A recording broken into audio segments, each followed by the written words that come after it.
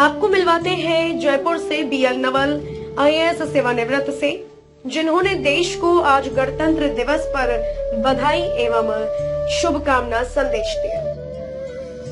आप सभी दर्शकों को 73वें गणतंत्र दिवस के शुभ अवसर पर हार्दिक शुभकामनाएं। ये हर्ष का विषय है कि आजादी के 75 वर्ष पूरे होने पर हम सभी इस वर्ष आजादी का अमृत महोत्सव भी मना रहे हैं।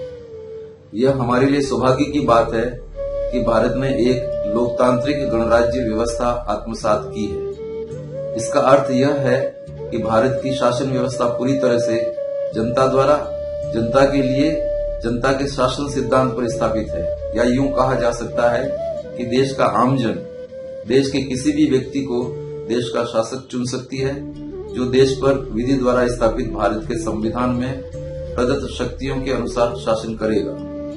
देश के किसी भी शासक की संस्थान या संपत्ति नहीं होगी, न ही देश का मुखिया वंशानुगत राज कर सकेगा, जैसा आजादी से पूर्व होता रहा था। संविधान के रचयिता भारत रत्न बाबा साहब BR अम्बेडकर ने देश के लिए विश्व का सर्वोत्तम लिखित संविधान 2 वर्ष 11 माह व 21 दिन की अवधि में तैयार कर आज ही के दिन सन 1950 को देश को समर्पित किया। इस संविधान में देश के प्रत्येक नागरिक को सामाजिक, आर्थिक और राजनीतिक न्याय, अभिव्यक्ति, विश्वास, धर्म की उपासना की स्वतंत्रता, प्रतिष्ठा और अवसर की समता, व्यक्ति की गरिमा और राष्ट्र की एकता तथा अखंडता का बंधुत्व का अधिकार दिया। आज के दिन हमें यह नहीं भूलना चाहिए कि आजादी पूर्व भारत में समाज की रचना में जन्म आधारित भेदभाव के चलते बहुसंख्यक नागरिकों का समाज में क्या स्थान था एवं उनके व्यक्तित्व निर्माण के अवसर कितने संकुचित व भेदभावपूर्ण रहे। आज की युवा पीढ़ी शायद इन सब बातों से परिचित नहीं है। समय बदला, भारत को आजादी मिली, संविधान निर्माता का जिम्मा ऐसे व्यक्ति को दिया गया जिसने गुलाम भारत में अन्याय, असमानता, आडंबर, अशिक्षा, अपमानपूर्ण जीवन जीने का अमानवीय दंश झेला। इन अमानवीय अनुभवों को बाबा साहब ने आम जन के कष्ट महसूस करते हुए न सिर्फ इनका निराकरण किया, बल्कि संविधान में प्रत्येक नागरिक को सम्मानजनक, गरिमापूर्ण व प्रतिष्ठापूर्ण जीवन जीने की राह दिखाई। आज हम सबकी जिम्मेदारी है कि हम देश के गणतंत्र और संविधान की न सिर्फ पालना करें, बल्कि विकट स्थितियों में आने पर रक्षा भी करें, ताकि भारत में लोकतांत्रिक गणराज्य की व्यवस्था कायम रहे। पड़ोसी देश तथा दुनिया के कई देशों में जहां पर भी कमजोर संविधान निर्मित हुआ या मजबूत संविधान के प्रावधानों की अनदेखी हुई है, उन देशों के नागरिकों ने अपनी लोकतांत्रिक गणराज्य व्यवस्था से न सिर्फ हाथ धो बैठे, बल्कि व्यक्तिगत आजादी और सम्मानजनक जीवन जीने का अधिकार भी खो बैठे।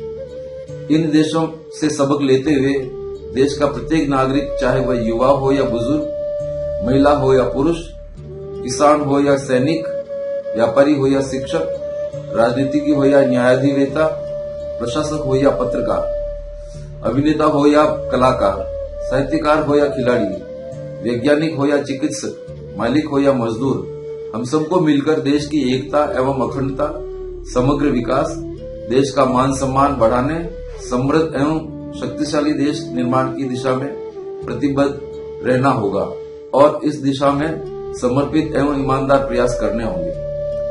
कोरोना की वैश्विक महामारी ने पिछले 2 वर्षों में विश्व के प्रत्येक देश व नागरिक को प्रचंड रूप से सर्वांगीण नुकसान ही पहुंचाया है। स्वास्थ्य, रोजगार, व्यवसाय, शिक्षा, संस्कृति, आर्थिक व राजनीतिक गतिविधियां, तीज त्योहार, आपसी मेलजोल, वैयक्तिक संस्कारों समारोह के आयोजन पर कठोरता से प्रहार कर आम आदमी का जीना अत्यंत मुश्किल कर दिया। आपस के मेलजोल को डरावना बना दिया है।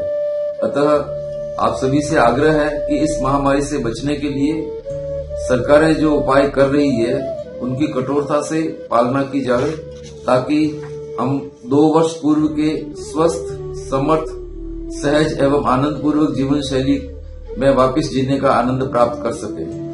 अतः अंत में मैं बाबा साहब BR अम्बेडकर के एक उद्धरण को आपके विचारार्थ एवं सुधार के प्रयोजनार्थ प्रस्तुत कर रहा हूं।